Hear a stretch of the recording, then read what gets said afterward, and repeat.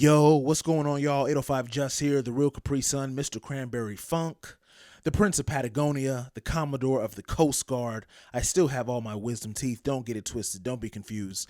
Ventura, California is the place on my birth certificate. Shout out to all my 805ers, everybody in the town of Ventura, everybody within Ventura County. If you're in Oxnard, if you're in Camarillo, you know what I'm saying? Wherever you're at, shout out to y'all. Everybody here on the West Coast with me, with us. Let's just get right into it, y'all. That's a sigh. What I just did was a sigh. Might have sounded like an exhale, but it was a sigh.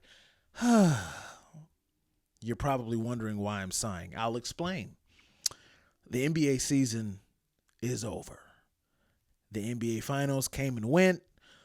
Some of you enjoyed it. Some of you did not. Some of you are like me, and you didn't even watch the NBA Finals. Oklahoma City Thunder are the winners. They're the champions of this past NBA season. They had their parade. That all happened.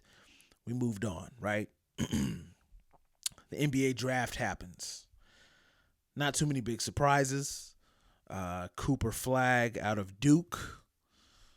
Originally from Maine, goes number one, drafted number one to the team with the number one pick, the Dallas Mavericks. He joins head coach Jason Kidd. Shout out to J Kidd, Bay Area native. Joins Kyrie Irving, Anthony Davis, former Laker, Klay Thompson, and that pretty much rounds out their starting lineup for the most part, along with their role players. So the draft is over now. The draft is over, and now we're in that time of the off season. We're in that time of the summer where transactions are happening. Players are being signed. Contracts are being extended. Contracts are being maximized or maxed out, however you want to put it. And trades are happening. Kevin Durant is now a Houston Rocket. He's back in Texas where he played his college ball. But that's not what I want to focus on right now for my NBA fans out there. For those of you who, you're about this NBA, this basketball year round, right? The New York Knicks. Shout out to the New York Knicks. Every show, y'all see my Patrick Ewing bobblehead here. The New York Knicks are in quite the predicament right now. They're in quite the pickle. I don't know how many of you are paying attention to this right now, but the New York Knicks, infamously, because a lot of people were not fans of this move, they were not fans of this decision, they fired head coach Tom Thibodeau. They fired Tibbs. After the Knicks lost in the playoffs to Indiana. Now, that was a nasty loss. I never want to, see somebody terminated or lose their job or lose their way of living. I don't celebrate those type of things unless it's justified, But business-wise, I think the Knicks may have made a mistake, and I'll tell you why. Here's why the Knicks made a mistake. They don't seem to have anybody to hire right now. As a kid growing up, my mom, shout out to Mother Dear, really both my parents. And I think this might even just be a thing in the black community. If you're outside of the black community and you were raised like this, chime in, let me know, comment, right? Growing up, my parents would always say, when you first start working summer jobs in high school and stuff like that, and even as you, progress and go to college and whatnot, they always say, don't quit a job or don't leave a job before having another one lined up. Basically saying, don't quit if you don't already have something next. If you don't have you got to have something lined up. It can't just be, I'm quitting and now I got to look for a job. No. Anytime I did that when I was in high school or going into college and, my parents, I'm sure they were just shaking their head and they would remind me, you don't quit a job when you don't have something lined up. If you don't have, something in your back pocket. If you don't have a plan B, you need to stay where you're at until you have something secured. The Knicks, the Knicks are not moving like that. The Knicks are not navigating like that at all. The Knicks fired Tom Thibodeau. They fired Tibbs, and now they can't find anybody to take the job. That's crazy to me. As a professional basketball team, as a multi-million-dollar, probably close to $1 billion,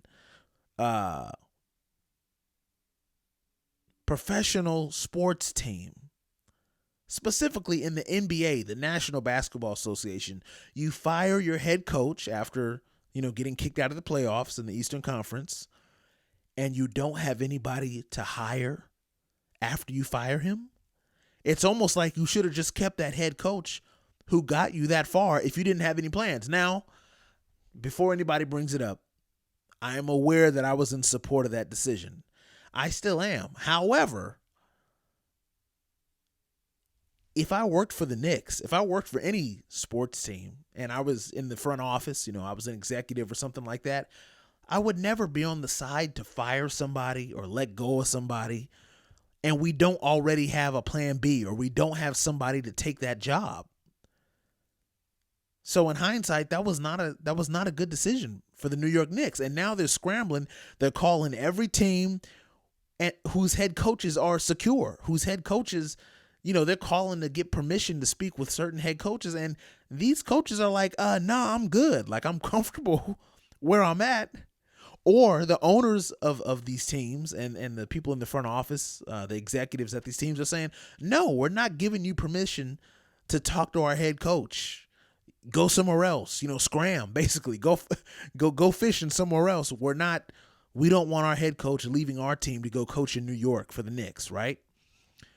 This search has gotten so crazy, and not that this is, anything wrong with it. It's just, I don't know if people expected this.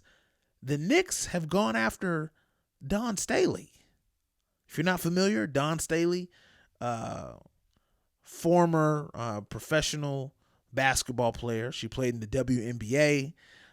She, I believe, has a gold medal. She was definitely on one or more than one Olympic team for women's basketball. She's a head coach in women's college basketball, Division I. She's at South Carolina. Before that, I think she was at Temple in Philly, if I'm not mistaken, where she played college ball. She's won multiple national championships as a head coach for women's basketball at South Carolina. And the New York Knicks called her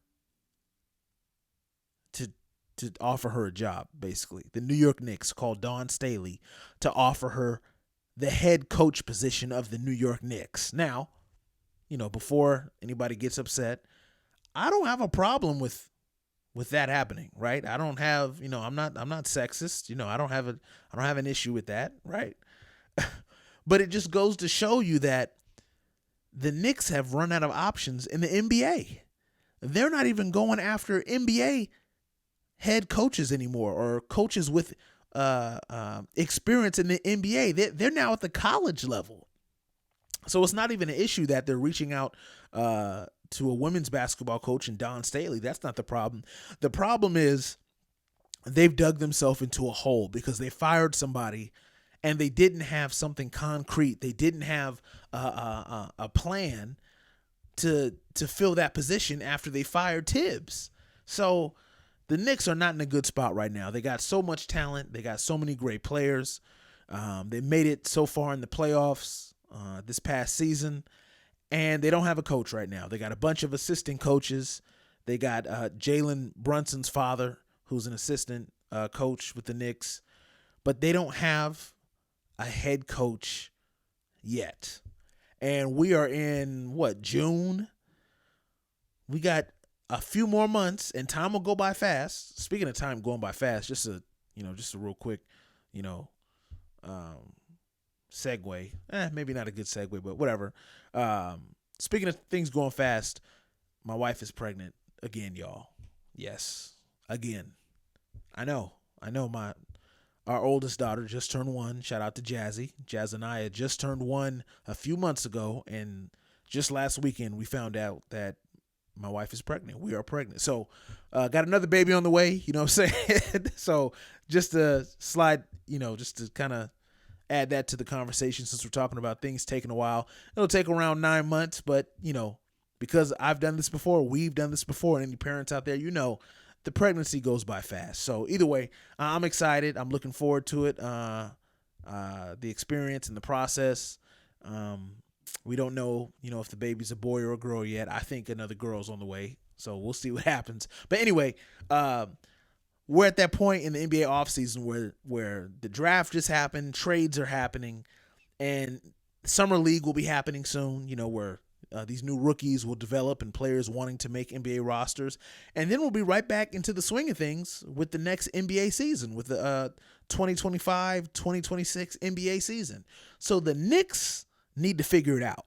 Now, I don't know if the answer is hiring Don Staley. I don't know who the answer is, but they need to figure it out. And right now they look crazy because it's almost like they're scrambling. And I believe they are, because they didn't have a plan. They just fired somebody and said, all right, now let's go look.